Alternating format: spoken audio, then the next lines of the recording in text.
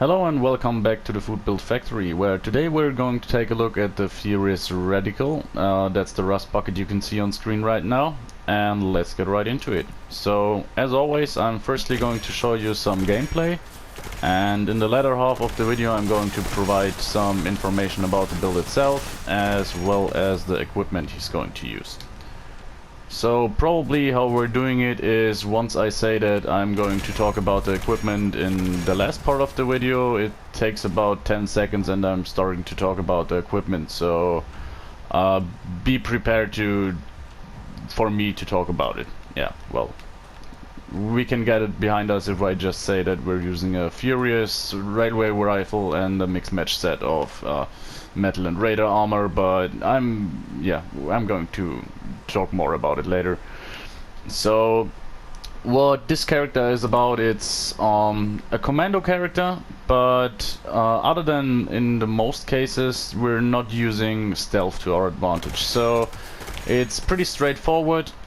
And what's nice about it is that usually you tend to go for the stealth approach simply to maximize your effectiveness and therefore use less ammo. What you find with this character is that you're using railway spikes, which are incredibly well efficient to craft. You only need some basic steel to make them, so no gunpowder, no acid, no nothing. So you can easily mass craft them. So what you want to do is just go to any place where there are enemies that have weapons, so super mutants, scorched, whatever. Kill them, take all their weapons and scrap them down with the scrapper perk, which is only 1 perk point of investment, so you can get thousands of steel within pretty much no time at all. And yeah, that's everything you need for the railway spikes. So I'm running around with 1,000 here simply because they're a bit heavy and I don't want to craft more than I need. But it's really cool to have a build that doesn't really have to worry all that much about their ammo consumption. So furthermore, what I can say is that the weapon is really satisfying to use, for the simple reason that it makes this choo-choo noise when you're reloading it, and overall it's just the sound works very well with this weapon. Furthermore, this build is pretty much an all-rounder. Like there's no situation where it really falls behind. If anything, I'd say it's not the best the best build for crowd control, because you have quite a low magazine or clip or whatever it would be in this case. But if you're well equipped, like, just get your hands on a quad railway rifle and you should be safe for that occasion too. Like, once you have a quad one, you're probably even very good at crowd control. So isn't here? Yeah, there it is. Okay. Man, this game. Hello. Ah, yeah.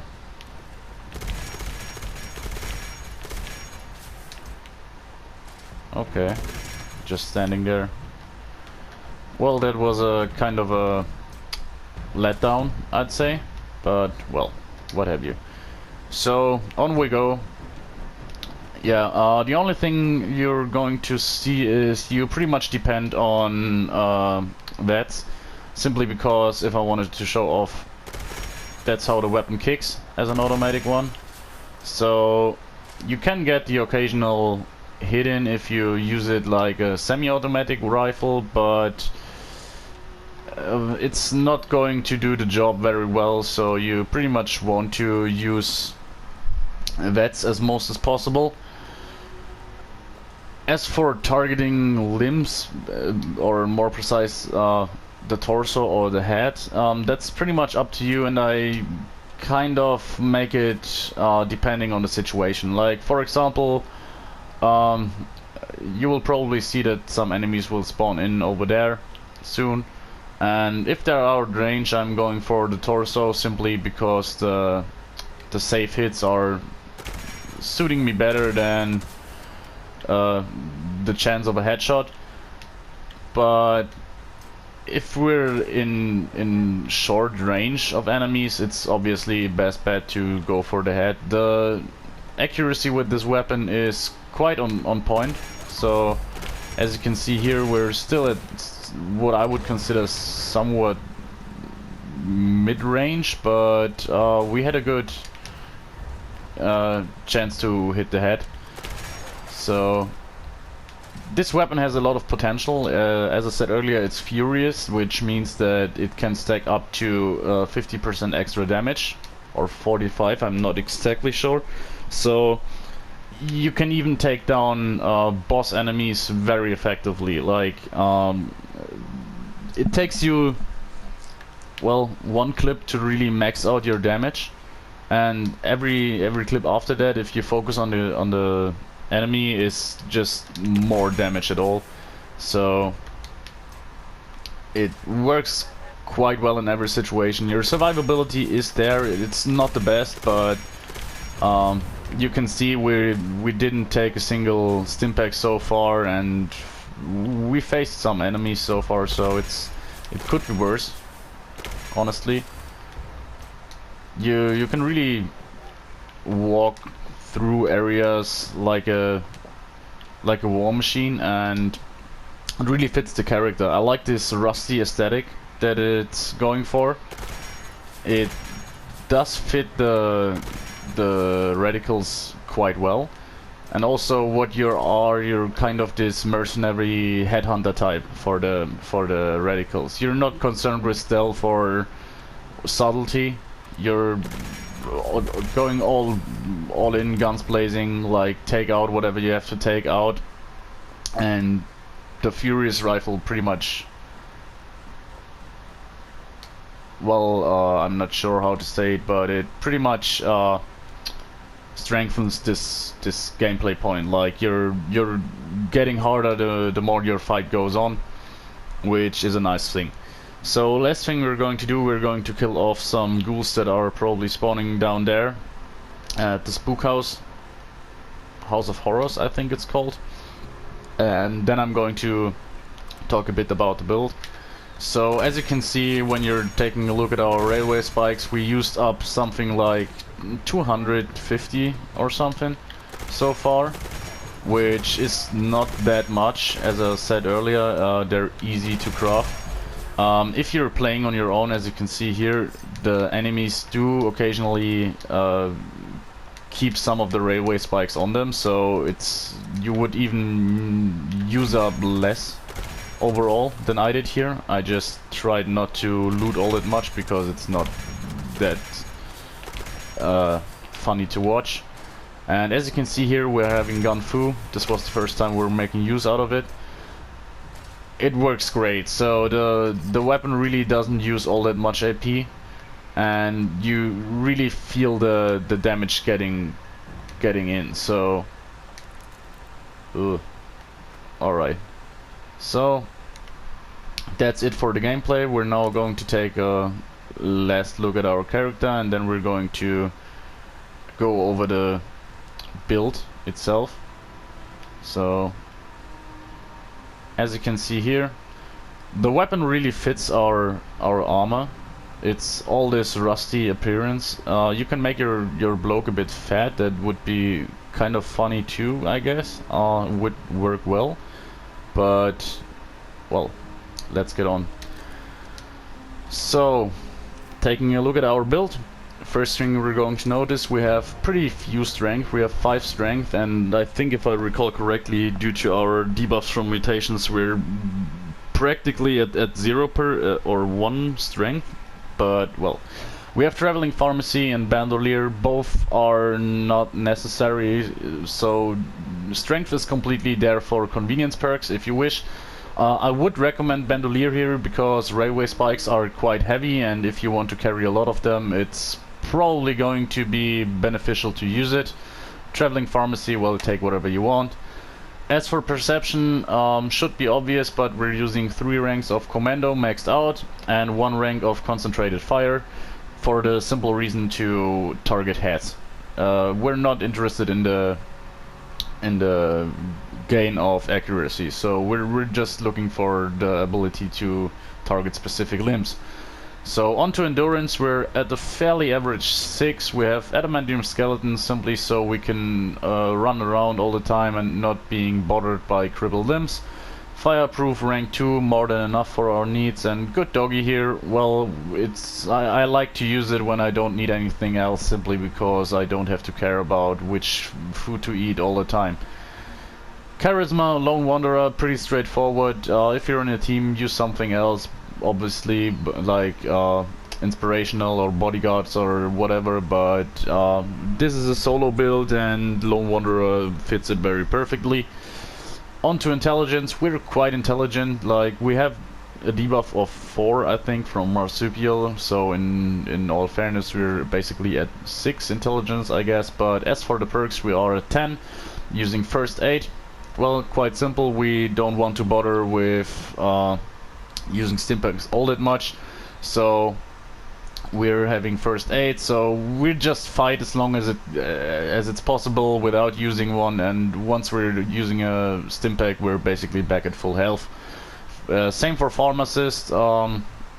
This character is always at risk and always in the fight, so you're taking a lot of radiation damage from ghouls and a lot of damage in general, so first aid and pharmacist are just here for convenience. Gunsmith rank 5, I would recommend it. The railway rifle, it doesn't have the greatest conditions, so gunsmith rank 5 is a good choice here.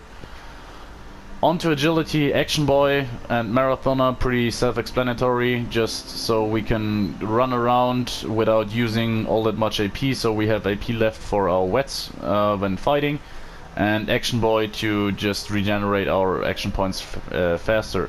Through hiker, convenience perk, use whatever you like here. I'd recommend maxing out adrenaline if you're not needing through hiker. Gun Fu, you've seen it in the last part of the gameplay. Works really well with this weapon as we're using so few AP that we can stay in beds for a long time, so if we're having something like 5 to 6 ghouls, it can work out pretty well. White Knight, well, as I said earlier, with pharmacist and first aid we're pretty much always under fire and getting hit, so having White Knight on, I usually don't use it, but in this case it's just a convenience. There's nothing you desperately need here, so you could max out Gun Fu or something like that, but I feel like White Knight is a good pick. And lastly we have adrenaline rank 3. So overall what you can say, this build is really made for gaining profits while fighting. So from the furious weapon down to adrenaline or Gun Fu, we're getting more effective as fights go on. Onto luck, Bloody Mess, Class Freak rank 1 and Starched Jeans. Well, you know the thrill by now, Bloody Mess and Starched Jeans. Well, Starched Jeans, there's no good reason to not use them currently, so having luck of 5 is pretty much the same as rank 4 of Lone Wanderer if you're a solo build. There's no build that wouldn't benefit from these perks.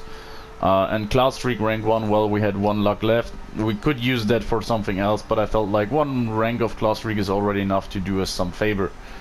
So let's take a look at our mutations. We have Bird Bones, Eagle Eyes, Marsupial, Speed Demon and Unstable Isotope. So Unstable Isotope, this wasn't really intentional. I think I must have picked it up somewhere. Don't know how, but that shouldn't be there. Well, Bird Bones, Eagle Eyes, Marsupial and Speed Demon, those are the ones you want. Bird Bones, simple, more agility means more AP for wets.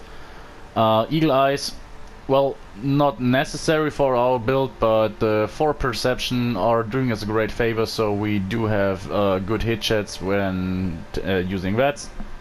Marsupial, well, self-explanatory. And Speed Demon, well, obviously we're using a ranged weapon, so we're going to reload, and even more, we have a clip of 10 ammo, so we're reloading even more often than usual. So Speed Demon is a good choice. Also, we can run a bit faster, which suits us very well. Last thing to look at, our weapon. Here it is, as promised, Furious Faster Fire Rate railway rifle. Well, the fire rate on an automatic one is already pretty high, so Furious Explosive would be nice. But honestly, anything goes. Like, Furious will be enough. Furious Wet Hit Chance might be a cool idea, but, well, that's up to you. So, onto armor, we have a Mutant's Sentinel Lock arm here. Then a Vanguard Sentinel arm with AP refresh. A simple Vanguard slag. That's our backpack, we don't need that. We use shielded road ladders for extra strength and for extra agility and perception. And what do we have here? Another Vanguard's piece. And last but not least, a chameleon piece, which we don't use at all. It's simply for the looks, because I wanted to have another sturdy metal arm. So as you saw here, anything goes. You're not bound to anything specific.